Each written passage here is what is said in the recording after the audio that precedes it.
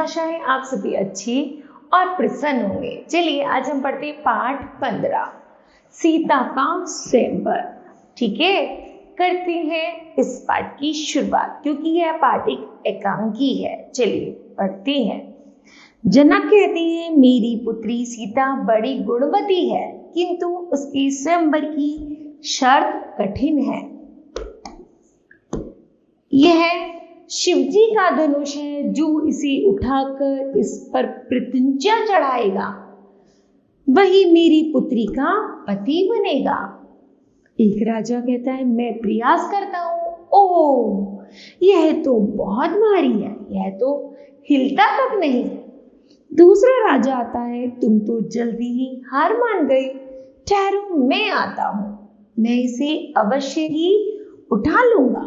कोशिश करके वह भी हार जाता है और सिर झुकाए लौट जाता है।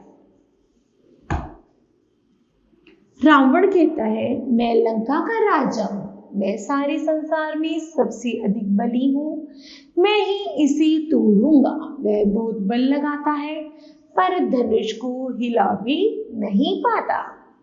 लक्ष्मण कहता है भ्राताश्री यदि आप आज्ञा दे तो मैं। राम कहते हैं नहीं अभी ठहरो। जनक कहते हैं हे भगवान क्या मेरी बेटी अविवाहित ही रह जाएगी?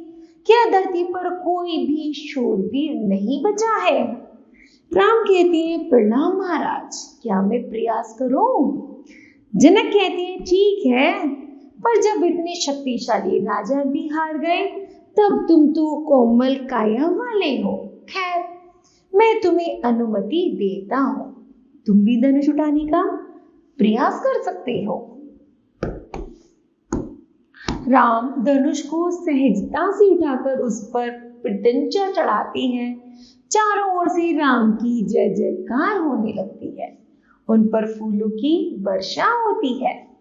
जनक कहते हैं तुम धन्य हो, तुमने स्वयंवर की शर्त पूरी की है, अतः मैं जानकी का विवाह तुमसे करने की घोषणा करता हूं। इस तरह बच्चों सीता का स्वयंवर पूरा होता है।